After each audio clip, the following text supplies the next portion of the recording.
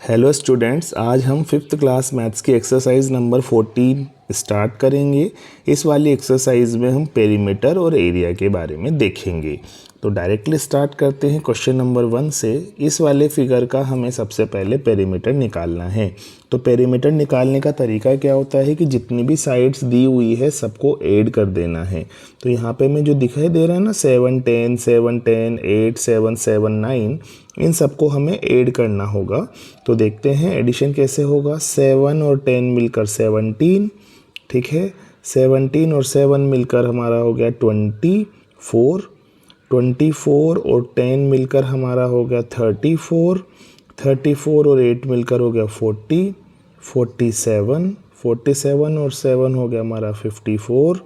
और 54 और 9 हमारा हो गया 63, है ना। तो ये आंसर हमारा हो जाएगा 63। इधर ऐड करें तो 5 और 10 हो गया 15। 15 और 5 हो गया 20, ये हो गया 24। फिर 5 ऐड किया तो 29, फिर 5 ऐड किया तो 34, और फिर 4 ऐड किया तो 38, ठीक है। फिर इसके बाद अगर अपन देखें इसको तो ये तो स्क्वायर है। डायरेक्ट फॉर्मूला भी हमारे पास होता है 4 इंटू साइड को a मान लें तो 4 इंटू 7 28 हो गया। पर आप अगर ऐसे ऑल साइड्स का एडिशन करें तब भी आंसर आ जाएगा। 7 और 7 14, 14 और 7 21, 21 और 7 28। तो इसका आंसर 28 इस टाइप से निकल जाएगा, है ना। यानी कि आपको सिंपली ऐड करना है। हो सकता है अभी जो मैंने ऐड किया है वहाँ पे कहीं कोई कैलकुलेशन मिस्टेक रह गई, आप आराम से कैलकुलेट करके जो सही आंसर हो वो निकाल सकते हैं।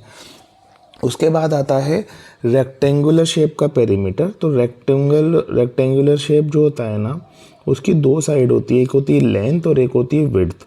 अपोजिट साइड्स इक्वल होती है, यानी कि अपोजिट साइड इस एल के अपोजिट वाली एल ही होगी और डब्लू के अपोजिट वाली डब्लू ही होगी। तो इसका जो पेरीमीटर बनता है वो क्या बनेगा, इन सारी साइड्स का एडिशन।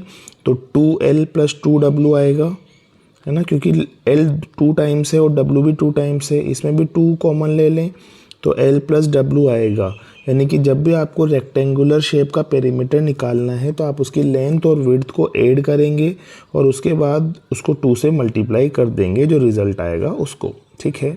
तो जैसे फर्स्ट पार्ट देखते हैं अपन क्वेश्चन का फर्स्ट पार्ट है बेटा, लेंथ 30 दे रखी है और विड्थ 48 दे रखी है।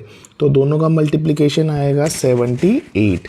अब 78 का डबल हो जाएगा 156, यानी कि 156 सेंटीमीटर। ये हमारा पेरीमीटर आ जाएगा रेक्टेंगल का। अगर मीटर में लिखना चाहें तो 100 से डिवाइड कर देंगे तो वो बन जाएगा 1.56 मीटर, पर फिलहाल आप 156 सेंटीमीटर ही लिखें। फिर सेकंड पार्ट देखें, 20 और 34 दे रखी है। तो पहले तो इन दोनों को ऐड करेंगे, वो बनेगा 54। फिर इसका डबल कर देंगे तो वो बन जाएगा 108 सेंटीमीटर। सिमिलरली आप पार्ट सी और पार्ट डी भी ट्राई कर सकते हैं। अब क्वेश्चन नंबर 3 देखते हैं। इनके आपको रेगुलर शेप्स के फॉर्मूला की हेल्प से निकालने हैं पेरीमीटर। तो देखो, सबसे पहले ये है रेगुलर शेप, जो कि है कौन सा, इक्विलैटरल ट्राइंगल है। तो इक्विलैटरल ट्राइंगल या किसी भी तरह का ट्राइंगल हो तो उसका पेरीमीटर का फॉर्मूला होता है a + b + c, यानी कि तीनों साइड्स का एडिशन। अगर इक्विलैटरल ट्राइंगल है तो तीनों साइड्स इक्वली होंगी तो डायरेक्टली 3a हो जाएगा। तो यहाँ पे तीनों साइड्स इक्वल हैं, 14 14 14, तो डायरेक्टली 3 × 14 आंसर आ जाएगा, वो हो जाएगा 42। फिर ये स्क्वायर है, स्क्वायर में 4 साइड्स होती है तो 4 × 6 आ जाएगा 24, ठीक है। तो रेगुलर अगर पॉलीगन हो तो पेरीमीटर निकालने के लिए अपन number of sides into length of side कर देते हैं। तो यहाँ नंबर ऑफ साइड 3 है और लेंथ ऑफ साइड 14 थी फर्स्ट पार्ट में, तो 3 × 14 हो गया 48। यहाँ नंबर ऑफ साइड्स 4 हैं और लेंथ ऑफ साइड 6 है, तो 4 × 6 हो गया 24। यहाँ पे देखिए टोटल 6 साइड हैं और सभी की लेंथ 6 6 है, तो इसको करेंगे आप 6 × 6, तो आंसर आएगा 36। यहाँ पे रेगुलर पेंटागन है ना। ये क्या है, रेगुलर ट्राइंगल, ये है हमारा रेगुलर स्क्वायर, ये है हमारा रेगुलर हेक्सागन और ये है रेगुलर पेंटागन। तो रेगुलर पेंटागन में 5 × 9 यानी कि 45 हमारा पेरीमीटर बच्चों आ जाएगा, ठीक है। तो इस तरीके से हम पेरीमीटर निकाल सकते हैं रेगुलर वालों के लिए। फॉर्मूला क्या लगेगा, फॉर्मूला लगेगा number of sides into length of side, ठीक है। तो लेंथ दे रखी है हमें सभी क्वेश्चंस में, हम नंबर ऑफ साइड से मल्टीप्लाई कर देंगे, साइड्स को कैलकुलेट कर लेंगे, काउंट कर लेंगे। ठीक है बच्चों, आगे देखते हैं। विजय ने एक रेक्टेंगल बनाया है, find its perimeter and area.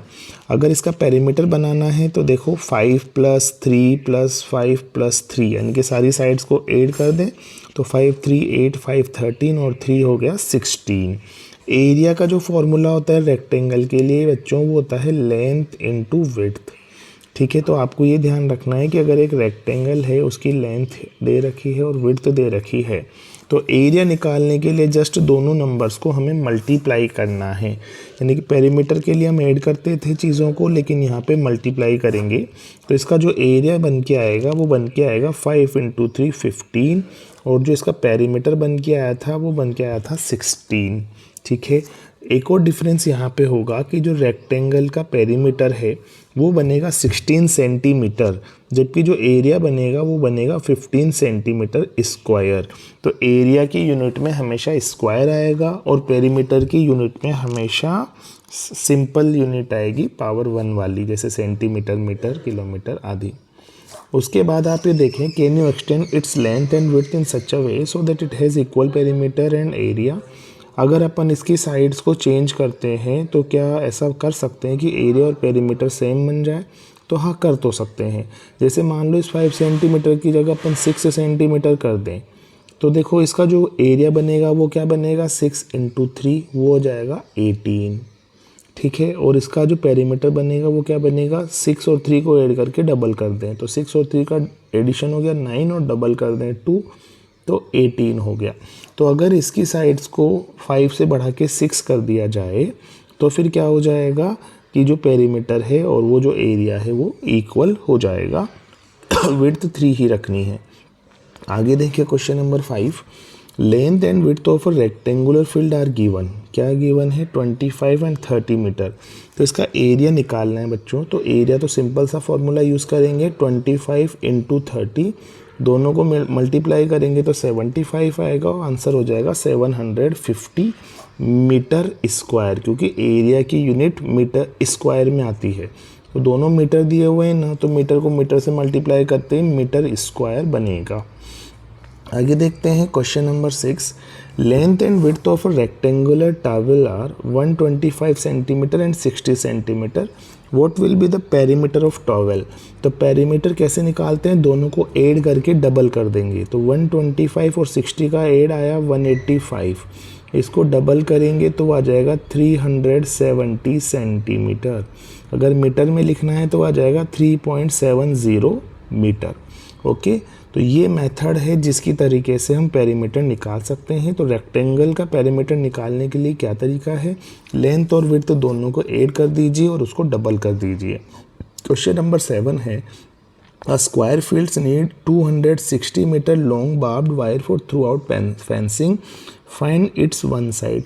एक ऐसा स्क्वायर फील्ड है जिसके चारों तरफ फेंसिंग करने के लिए 260 मीटर वायर की रिक्वायरमेंट पड़ी, तो इसकी साइड क्या होगी। तो ये जो 260 मीटर है ये तो 4 × साइड हुआ, तो एक अकेली साइड निकालनी है तो इसको 4 से डिवाइड कर दीजिए।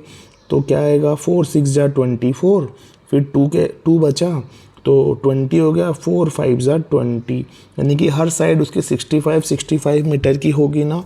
तो चारों साइड मिलाकर 260 मीटर हो जाएगा और चारों साइड मिलाकर 260 मीटर हो जाएगा। तो उसके चारों तरफ बार्ब्ड वायर से फेंसिंग करने के लिए हमें 260 मीटर वायर की नीड पड़ेगी। फिर क्वेश्चन नंबर 8 देखते हैं। क्वेश्चन 8 क्या है, the length and width of a room floor is 8 metre and 7 metre respectively. 8 और 7 मीटर का एक फ्लोर है। In this room 1 mat covers the entire floor. तो एक मैट इसके ऊपर बिछा देते हैं तो उसका एरिया जिससे कि पूरी तरह से कवर हो जाए। तो देखिए बेटा, ये 8 है और ये 7 है, तो ये एक रेक्टेंगल बन गया। तो इसका जो एरिया होगा ना वही मैट का एरिया हो जाएगा। तो 8 × 7 करेंगे तो 56 आ जाएगा और यूनिट आएगी मीटर स्क्वायर। मीटर को शॉर्ट में एम से दिखाते हैं, तो पूरा मीटर लिखने की जगह अपन नॉर्मल एम भी लिख सकते हैं। पूरा मीटर भी लिखोगे तो चलेगा, बेटर है एम लिख दो। क्वेश्चन नंबर 9 है, find out the perimeter of a square stool whose side is 60 centimetre. तो 60 60 60 60 ऐसे एक स्क्वायर है, सेंटीमीटर में है ये सब। उसका पेरीमीटर निकालने के लिए सिंपल सा मेथड है 4 इंटू साइड। तो 4 6 या 24, फिर एक 0 बच गया, तो आंसर आ जाएगा 240 सेंटीमीटर स्क्वायर।